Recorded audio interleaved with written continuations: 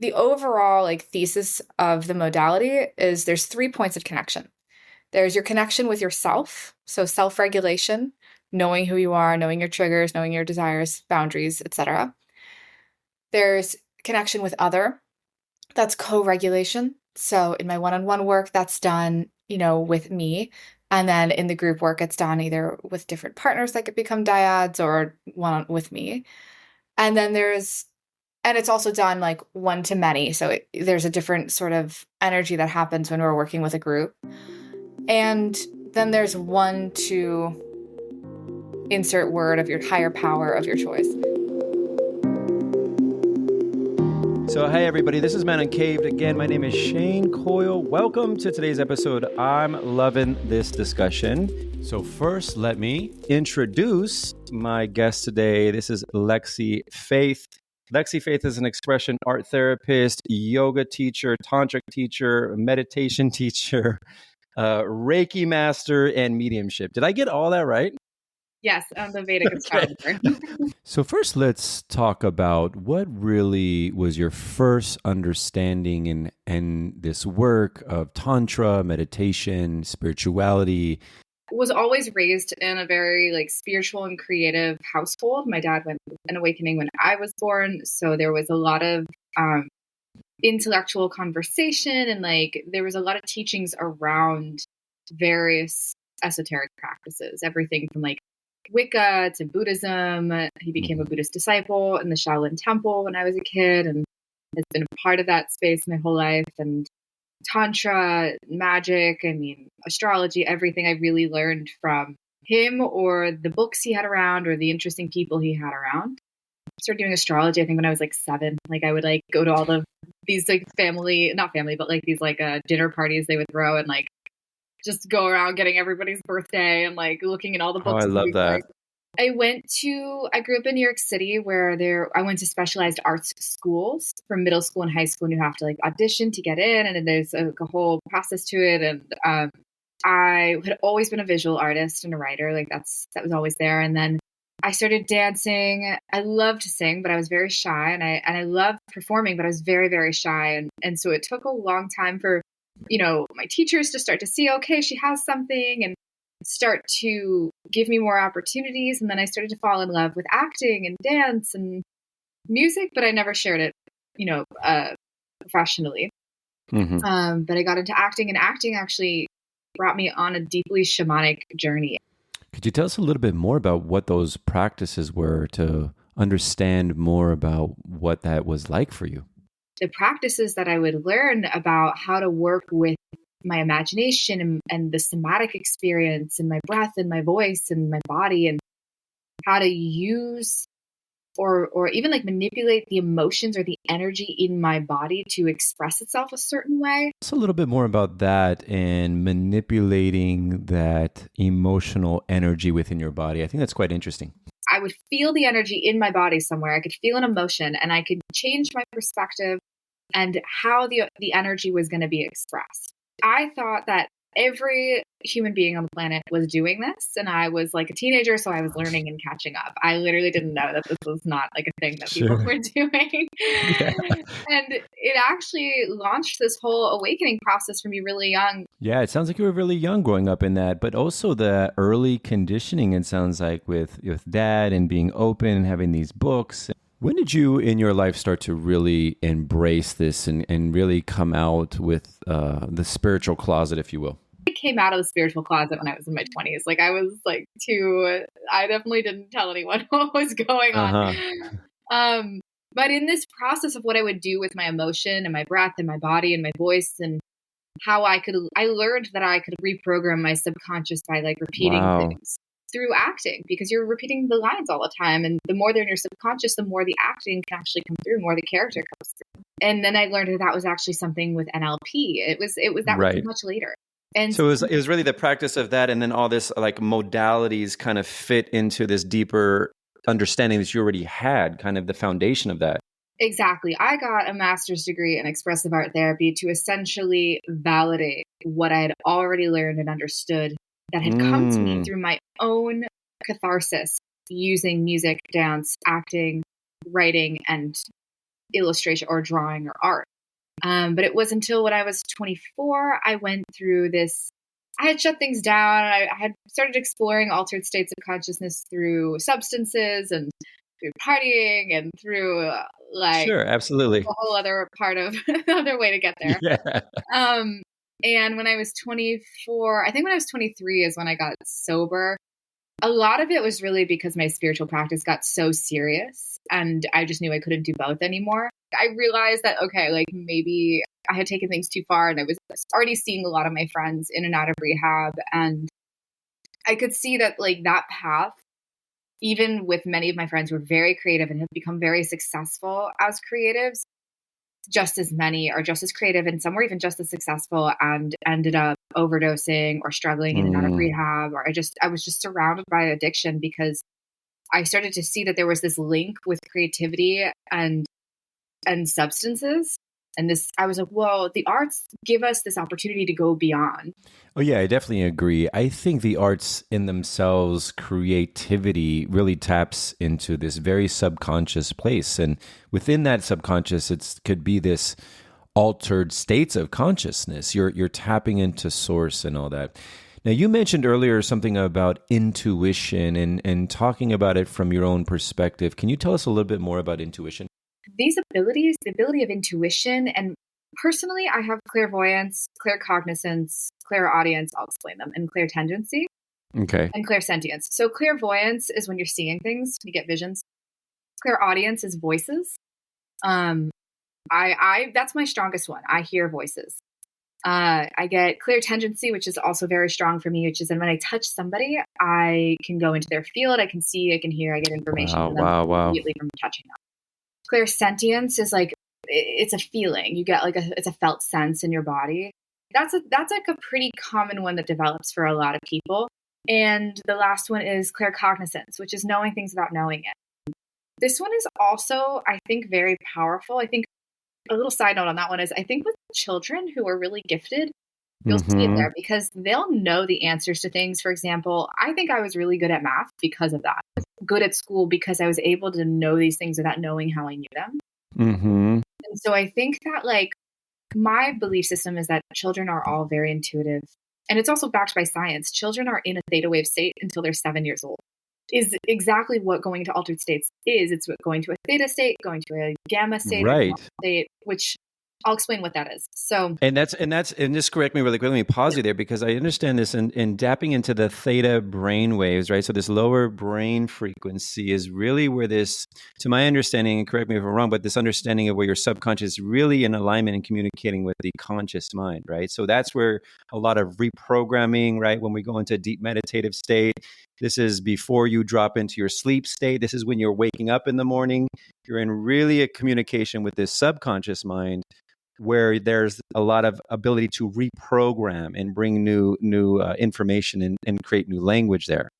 Absolutely. Great. And it's something that as adults, we typically don't go into anymore. But there are different kinds of practices that will take you into it. And children, until they're 7 and even into their teenage years, they're kind of in different states. But from 0 to 7, they are just always in a theta state. So what that means is they're very connected to their intuition. But what happens in those years, that's a lot of conditioning from family, culture, school, and that conditioning just like dissociates them from their intuition. They learn a set of behaviors as opposed to trusting their innate ability. Yeah, I agree. And this is, in the area that I work in, and I know that you work in as well, when we see the behaviors, and underneath these behaviors are these belief systems and these conditionings from these early childhood experiences that are really fused within that subconscious. So Lexi, tell me more about this altered states of consciousness. What is it, a program, this modality you're creating? Yeah, so I've created a modality that combines the expressive art therapies with Kriya Yoga specifically, which is a tantric practice, working with mantras, repetitive movements, and breath to create kind of like a moving meditation that takes you into an altered state. And I combine that with rituals and expressive arts, which also work with bilateral stimulation, which is what EMDR is. That's what you're doing with EMDR or different practices like that. somatic experiencing, and different creative practices that are intentionally designed to take you into intuition or work with different emotions. And so I combine these two together to create a modality. And this is what I share. And I call it altered states. And this is what I share with my one-on-one clients and as well as in retreats and group programs. So the one-on-one clients get really specialized care. They get initiated into Vedic meditation, Tantra yoga, Kriya yoga. They get Vedic astrology readings. Because I'm also an intuitive, which means I go into these states and like talk to people who've passed away or guides or, move energy or things like that. I offer those sessions with my one-on-one clients in the program that we do, as well as different sadhanas. And a sadhana is a spiritual practice that you do kind of like daily as a ritual. And there's a way to do it in the sense that you keep to your word. You do it each day when you say you're going to do it for a certain amount of time. And when honoring the promises to yourself, you start to build self-trust. And the fact that those promises happen to also bring your subconscious forward, you can start to rewire your brain while you're building self-trust with, combining like the back of your head, like your subconscious with the front, which is like your words. And so that's a lot of what we do in the one-on-one program. The group program, it's essentially the same thing, but we do it with a group with a different meaning behind it. In the sense that certain elements of complex trauma only heal in relationship. So for somebody who's really looking for one-on-one support and is trying to go really deep and learn these practices, I work with a lot of like practitioners and facilitators who want to, for example, like develop their intuitive abilities or, clear their emotions or get emotional stability or get personalized support in their relationships or with their sexuality. That's something that sometimes people would prefer privacy for. Sure. And they like to go deeper into. Whereas the group program, it's more about building a community, and same for retreats. It's building community, it's developing creativity and self-expression, which is relevant in both. And it's about being in connection. So the overall like thesis of the modality is there's 3 points of connection. There's your connection with yourself, so self-regulation, knowing who you are, knowing your triggers, knowing your desires, boundaries, etc. There's connection with other. That's co-regulation. So in my one-on-one work, that's done, with me. And then in the group work, it's done either with different partners that could become dyads or one with me. And then and it's also done like one to many. So there's a different sort of energy that happens when we're working with a group. And then there's one to insert word of your higher power of your choice. Higher power, God, universe, choose your language. So it's one-to-one to yourself, to the other, that's either group or dyads, and to a higher power. There are 3 main relationships. And so the modality works to help clear emotions, regulate the nervous system, develop self-awareness, and heal in relationship. So it's really particularly powerful for people who struggle with complex trauma and people who are looking for a holistic, more spiritually focused approach that's still rooted in psychotherapy. Furthermore, it's incredible for people who want to develop their intuition, which is sort of these like clairvoyant, clairaudient kind of capabilities, as well as people who want to develop their creativity. So I work with a lot of musicians, artists, entrepreneurs, creatives who are stuck in some way and have to work through their subconscious blocks in order to expand their creativity, which really focuses on a lot of times their career, but doesn't have to be. It could just be your creative expression as well. Okay. And so, yeah, complex trauma, sometimes I've worked with people with addiction with it. Right. But mainly it's to support your relationships, starting with yourself. Right. And I think obviously, and coming from a background too of trauma and addiction, I can understand, the addictive process is a separation of a disconnect from self. Obviously, trauma can be core roots of that separation, and then maintaining it through the addictive behaviors. And again, however that manifests outward. How do you see, and again, I love this because this is really what drew us together in this conversation, is because I love that idea of it. And so how, say, if I'm coming with you, say, I'm extremely anxious. I'm an extremely anxious person, say, we'll just play this out. I'm coming to you and I'm really interested in this program. How would that benefit me, or how would you work with that when I'm saying I'm struggling with anxiety, whether that be general anxiety, heightened anxieties? I'm struggling in my daily life. I have ruminating thoughts. How can you incorporate this treatment around it using this modality? Um, yeah, so this modality is going to first and foremost help you to regulate your nervous system. Mm. When you are struggling with anxiety, you need to lower your cortisol, you need to regulate, you need to come into your body. So that's the first and foremost. And that's done through both the Kriyas and the movement practices and the expressive art practices and in different, in different ways. Sure. Which is a whole podcast in and of itself. So we won't go there That's part right 3, now. part 2. Yeah. But it's part 2. But so number 1 is to self-regulate. Number 2 is building safety with another. So depending on like it really depends on the stability of the person, Right. whether they would benefit from one-on-one or group work. But a lot of times group work can be really powerful because when you're co-regulating with an entire group, the facilitator is typically the most dominant energy in the space, and the group entrains to the facilitator. I agree. And that's important because if the facilitator is not dominating energetically in the space, the group, different power plays can kind of happen in it. And then all of the focus and energy goes there. But that may not be the most regulated nervous system that everyone is now connecting with. So it's really important that the facilitator is regulated and calm and commands the space so that the group regulates to them. Right.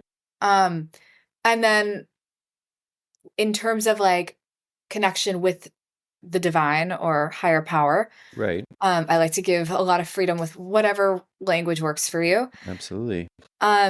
It's really like, the thing is like,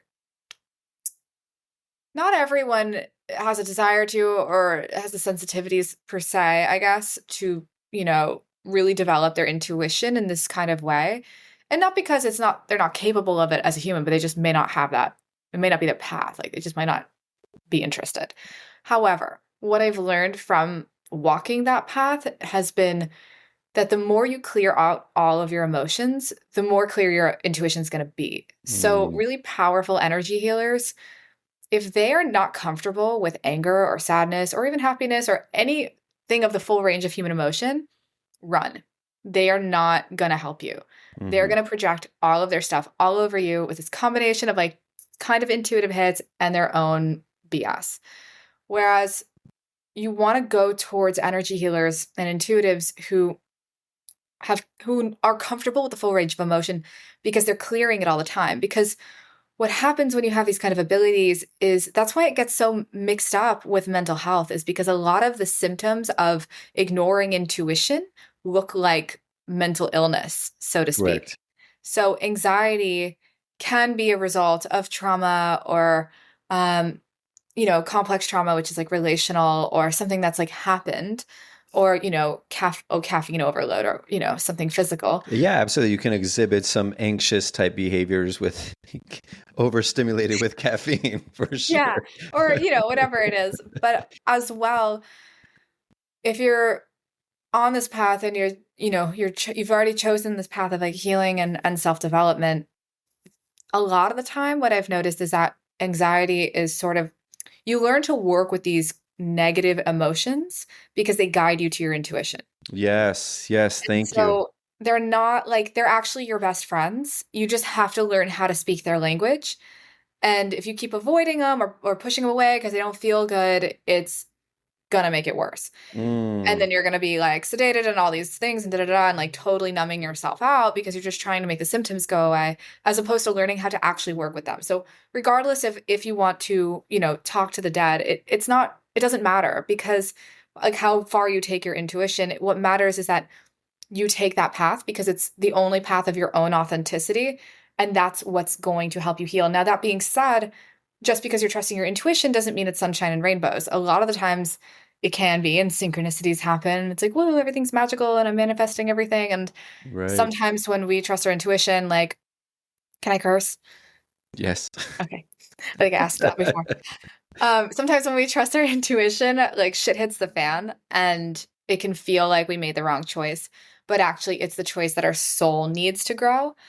And that's where developing your capacity to be with the full range of human emotion comes, and it Mm, develops your intuition on a deeper level. So that anxiety, depending on where the right. person's at on their journey, you're going to meet them where they're at. Like if it's a social thing that they can't go further, then we meet them there and we just regulate. We come to the body. We start here. We start with the physical. Right, right. I know it wasn't a probably simple question to answer because it's per individual and exactly what they're needing and where they are in that moment and kind of creating the treatment plan around that individual instead of like it's hard to take it. It's really per individual and seeing where they are and energetic where they are and where they might be stuck and those things.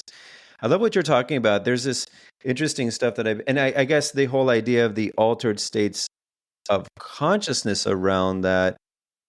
What I was hearing, and again, you can kind of put your own words to this too, is that so if I'm coming and the presenting is the anxiety, we'll just keep going with this story. And that idea of that altered states of consciousness is actually what I heard from is actually seeing it from this deeper lens instead of the story or what I understand of it. Yeah, it's Right? all bottom up. It's Yeah. so in psychology, there's terms for any listeners, top down and bottom up. Top Right. down Right. is this like CBT, let's change our beliefs, let's change our story. It works to a degree, but when we're talking about trauma, it doesn't.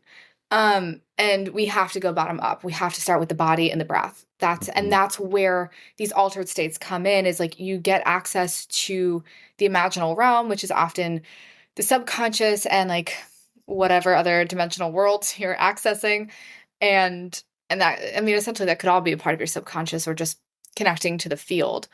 Um, but that going into that state gives you the ability to rewire because your subconscious is coming up so that you have awareness of it, and then it's being released. So Right. that's how you start to heal, is by becoming aware, not by like telling your story a million times, but simply becoming aware and releasing it and feeling anything that comes with it and just allowing that process, like bubbles going to the top of a drink. Right. And so that process of going into that state, when you're in that, liminal space, you actually are a lot more vulnerable. That's why when people get hypnotized, like they can rewire their thoughts. It's because they're in one of those states. Right. And you can take yourself essentially into that state, rewire your belief system by releasing. If your subconscious is holding onto a belief, you're not going to just like pat something else on top of it. Like that's not going to help you. Your subconscious is going to be like, no, this, I don't believe you. But if your subconscious comes up and like releases it, then you can bring in a new belief. And Mm, that's how you rewire your brain. right. And this is powerful in our relationships, especially whether it's like healing family relationships or romantic relationships or personal development. Because I mean, with so many clients, I watch them heal because this energy that we work with, in Tantra yoga, it's called Kundalini, but it's very related to it is our life force energy, and it's very related to our sexual energy. So, which is very related to our creative energy. And so, in that state, that's where all your creativity comes from. That's where your intuition comes from, and that's where your creativity comes from. And so, by learning how to become a master of those states, you start to master your intuition, you start to master your creativity, and therefore you start to master your life force. And that shows up in our relationships. That shows up Absolutely. in leaving toxic relationships or setting boundaries or changing the dynamic. When you have more of a pause in your brain, you have more space between your reactions, you have more choices to respond differently. Not Mhm. because it's like a performance you're doing, but because it's genuine. You genuinely are like, oh, I'm going to pause and breathe for a second. Like, how do I want to respond to this? And that gets easier and easier the more you do it over time. Yeah, I mean, I definitely see how this can work. Obviously, I love how you placed it was obviously self. and then in relation, because especially when you come to relationships, and that's romantic or not, but primarily with when there's a romantic investment in this person, so we're in a romantic relationship, a lot is at stake, right? A lot of those parts start to reveal themselves. It's like that the hall of mirrors starts to get presented, right? And I can see the benefit of that when we can tap into your own self-awareness. That's why it starts with the self, to bring more awareness of what might be playing itself out here. Of course, what might be playing with our own stuff, and tapping into that field to bring more information in, instead of the idea as the frame that we're seeing from, right? Yes, exactly. Like it can give you an entirely new perspective. And that's what I love about the word altered states. On one hand, it's literally like going into an altered state of Yeah, consciousness. But on the other hand, it's literally like transforming your perspective, transforming your state of mind. So you when you kind of go in and come back, you are automatically going to have a new perspective because you just had an experience. right. There's only so much we can say about it. It's something that has to be experienced. It's like being in a dream where somebody's taking psychedelics. It's like taking psychedelics. Hmm. And then you come back and you're you, but you have a shift, something changed. That's a real transformation. And that's what gives you a new outlook on how to respond as well as the Hmm. pauses in between. Right. I heard there's more information, and and I think you and I share very similar thoughts. I do love the bottom up approach. I mean, an intellectual understanding, it's great. It brings awareness. It's a needed thing. But I think specifically when you're working on the trauma lens, if we could use that, or these really deep wounds, working with the body and working upward as more information is actually traveling up, going up. This is what I heard. It's like more information is going up from that brain. Chinese talks about the brain, our gut, gut and information and serotonin move up, and more information than information moving down. And really, I guess the word would be is embodying and understanding that experience on a deeper level, beyond the intellectual understanding of it, but from a more feeling state of being. It's a deeper. It brings more depth to our understanding. Yeah, well, our body is our subconscious mind. That's right. So everything, like as an intuitive, like I can just look how somebody is like physically in my presence and know things that they're not necessarily telling me, but they're very clearly telling me. Because that's a language that I speak, and that's a language that everybody can learn how to develop. And and it's not to like make things confusing, but it's actually to promote more of a relationship with other humans that's based on Hmm. truth and love. Right. Because love only actually flourishes when we're honest. And so why have like, many people can put on this whole performance, but their subconscious is saying something different. And depending on the level of awareness of other people, they either buy the performance, and most of us do because we want to like respect what somebody's telling us, right?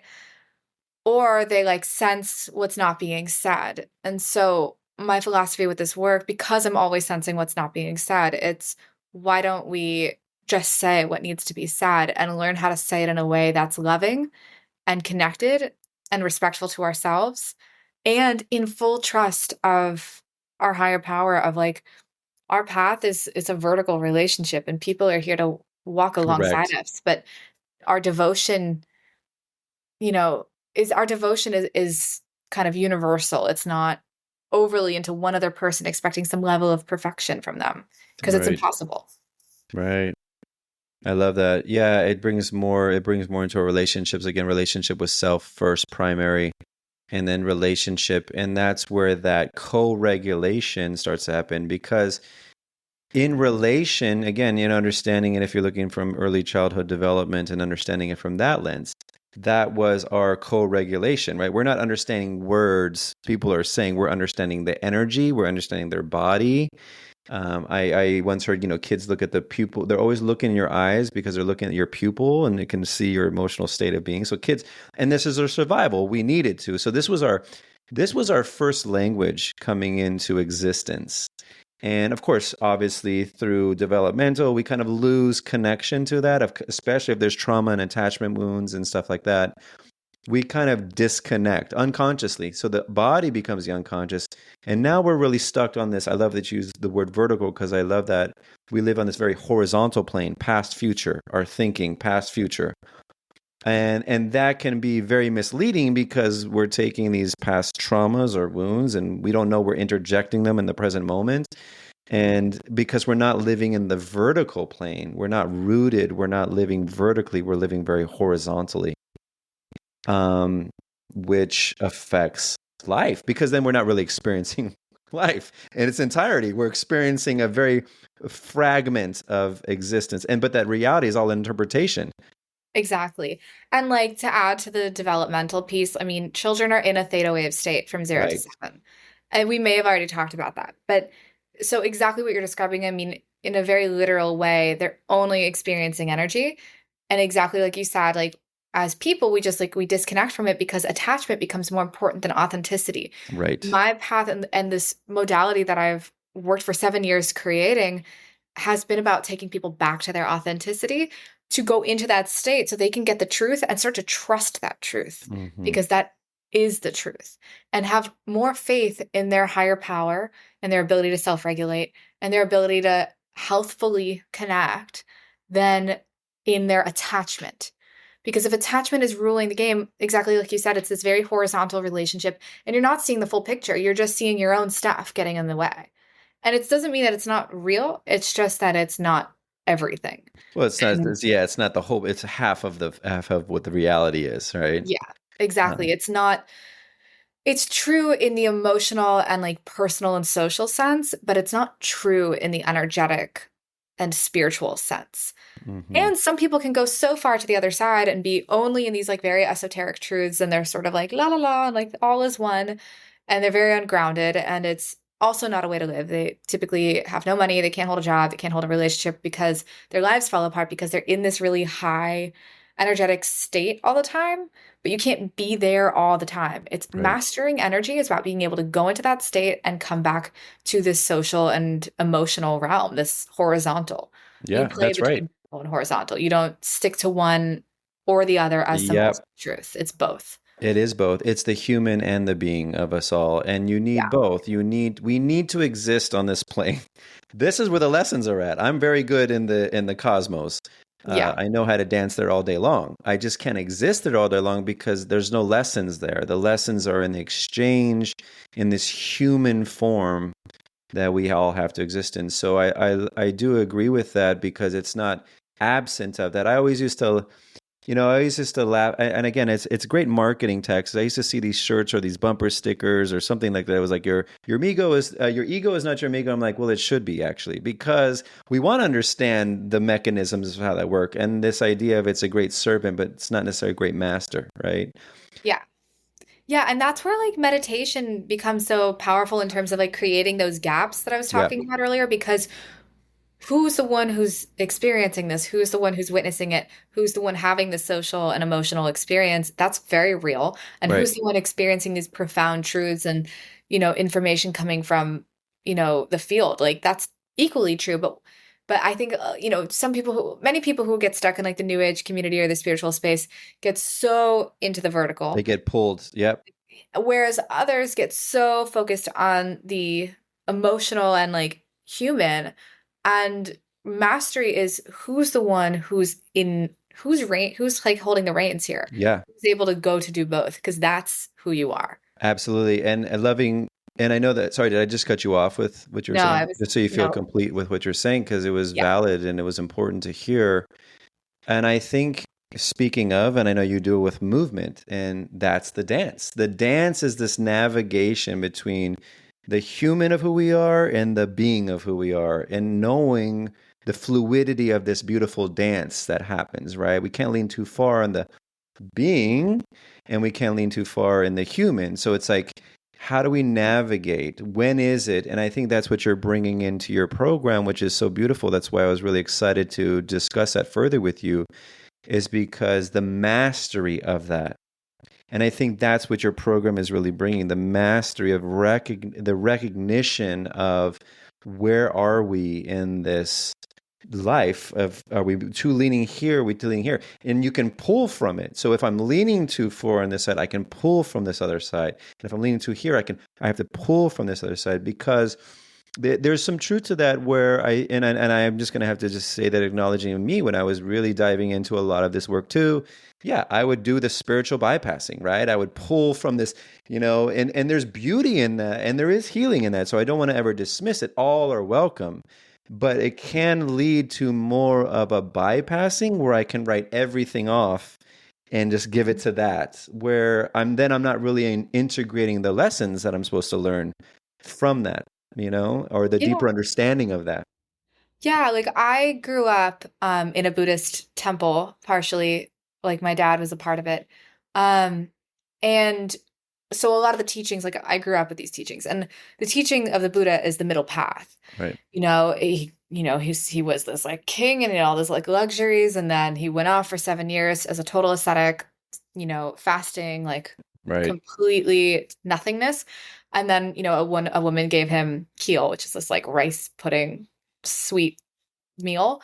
And that's kind of when it clicked for him. He's like, it's not all one, it's not all of this like hedonism, and it's also not all asceticism. It's something in the middle. How do we do both? And I'm so, so grateful for that upbringing, because I went to both. I was like New York City, I was acting, I was modeling, I was party girl, like all of it, Live hedonism, that lifestyle. lived it, mastered it, solid. And then Got that. went to the other side, which was like I was a total aesthetic. I like lived on like $100 a month, hitchhiked out of my hammock, and like lived in ashrams for years and years and years, meditating 6 to 11 hours a day. So it Right. was like both are pretty extreme. And then finding the middle path has actually been the most healing, because it's like you actually want to, and the middle path, I think, is just somewhere between that horizontal relationship and sorry, that's vertical, the Yep. vertical Okay. relationship and the horizontal one. Yeah. Because it's like it's the mastery over it. It's not diving into one or the other. Correct. Yeah, that's what I really was called to have people really hear about, this craft and this modality that you're putting together, because it really, for me, I think, and I think it sounds like you're in agreement to this, and I use my own language too. It's like really within the four wisdom bodies of self, right? When we're treating the whole being, it's like that body, the emotional self, the mental self, and the spiritual self. It's like the four chambers of the heart all exist in our wholeness. And obviously, through life's experiences, whether that's early childhood or PTSD, later in life, these parts become almost fragmented from the whole. And so as a guide and working in this field, what I'm hearing you saying is it's important to work with all of these parts of you to come back. We can't just look at it and understand it on an intellectual, although that does give clarity. We have to work with all of it. Yeah. I Because, mean, yeah, I was go just ahead. going to say, yeah, like everything I do with my clients is so rooted in parts work, because going into this liminal space allows you to meet those parts, and it allows you to build relationships with those parts. Because the deeper you go into this modality, we start with the gross and we get more subtle. So we start with the self and the other humans, and then the divine, right? But as you get more subtle, you realize that's all inside of you, and not in Hmm. like an all is one kumbaya way, although it may be, but in a very real psychological healing way of like that's how you heal trauma. Of within us, we have all these different parts that we regulate ourselves. As we regulate ourselves, our inner person, our inner adult becomes more mature and can relate with these different parts of ourselves in the way they needed to be met. That's right. So you can start to meet those needs of all those other parts. And you can bring in guardian angels or helper guides or like whoever is Absolutely. supportive to you, and you can work in these imaginal realms with your guides, with the parts of you, with your adult self, with your future self, with your inner child, all of these things. And that all happens on this imaginal realm in the liminal space. And that's essentially the intention of going into the state. Like we have to meet people where they're at. So it's first about just teaching you how to go into this state and practicing those relationships in the physical, because as you get more mature emotionally and spiritually and start to get a more intimate understanding of this process, you replicate that process within yourself with your own parts. And that's actually really how you heal complex trauma, which is something that is not like, it's still so new. It's not even in the DSM yet. So Mm-hmm. it's relational chronic trauma. This is not like one thing happened to me and now I'm traumatized. This is like this relationship was consistently abusive and That's I have right. firm beliefs about who I am because of that. And that's why I stay in toxic relationships or I'm not attracting what I want or X, Y, and Z. Absolutely. This is how you change that stuff. Not just, oh, I go in my subconscious and reprogram it, but like you really need to go in your subconscious and heal and those relationships inside of yourself and connect to your your guidance system inside. I always tell people that this is like building your own internal GPS system. Like I have a Mm-hmm. personal best friend that gives me information all the time and it's inside of me and it guides my whole life. Mm-hmm. So everyone should have this. I mean, we do. So true, Lex. It is so because then we just kind of keep repeating and regurgitating that same pattern with ourselves, right? We are the ones that neglected ourselves now. I talk about that because I love parts work too, and this idea is that I'm the perpetrator now, right? Like I'm the one continuing the trauma, quote unquote trauma, where I'm abandoning, I'm neglecting, and it's because of the relational or lack of relational relationship that I have with those parts and understanding them and understanding their needs and understanding them and showing up for them.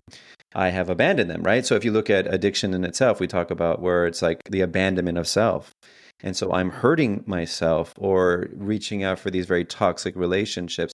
By the way, it's all relationship. You're in a relationship with your substance, right? You're in a relationship. We are always in relation with people, Exactly. places, and things, right? So, and everything that goes in within that. So, did you want any say? Well, first of all, amazing work that you are doing, and this is what really excited me because what really drew me to have this discussion with you was in the brief conversation we had, and because it's very similar language. I love that you pull in these different parts of self, and I love the idea of an altered states of consciousness, because I think that's truly what that's where we're seeking in ways and are acting out in the dysfunctions, whatever that dysfunction, quote unquote, might be. Um, and how you incorporate the body with that, how you incorporate, spirituality with that, the mental, the emotional, because yes, we have to, working with the whole being is how we heal and trusting we already have everything we need. We Yeah. really have, but sometimes, right, we need to be directed. And did you see it this way? What is that like? And having that person kind of land there for themselves.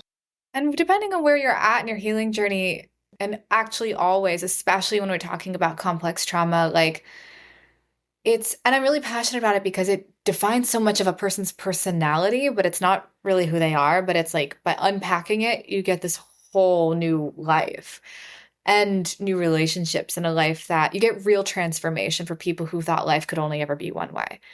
Um, but it's also just been a big part of my journey. But what's amazing is like when something breaks in relationship, it actually needs to heal in relationship. This is all I'm just teaching. I tell people I love people for a living, and I'm just teaching people how to love because that's really it. Like it's what is love? How do we do it? How do we relate with others in this way, in a real way? In Mm-hmm. a way that like exactly like you were saying earlier when you were talking about like sometimes we're the perpetrator.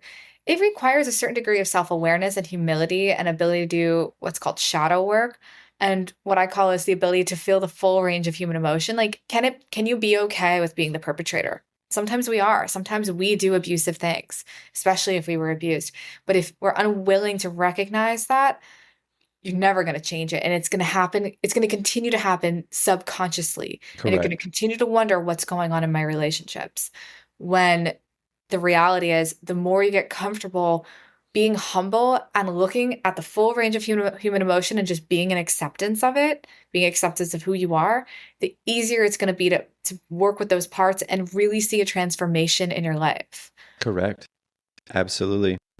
Yes, I just want to pause there because that was just beautiful information. So let that sit for a little bit. Um, Coming early on this game, my clinical director says we get here in relation, we heal in relation. And I thought, and obviously during my path, it reigns more true. Um, And it's just kind of really speaking to what you just mentioned is that. And I love that if the ability to be willing to accept that part, or to willing to accept in the emotions of that part and sit within that, at first acknowledge that.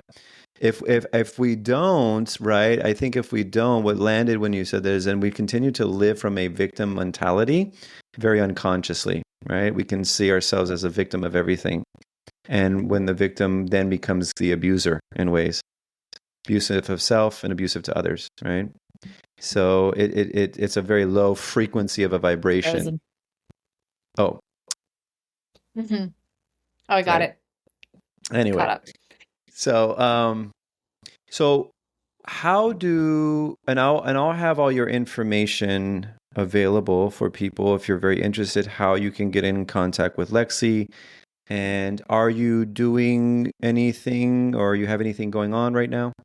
Yep. So I have my one-on-one program, which is 6 months. It's a high ticket offer. If people are interested, they can go to my website, lexifaith.com, and book a discovery call.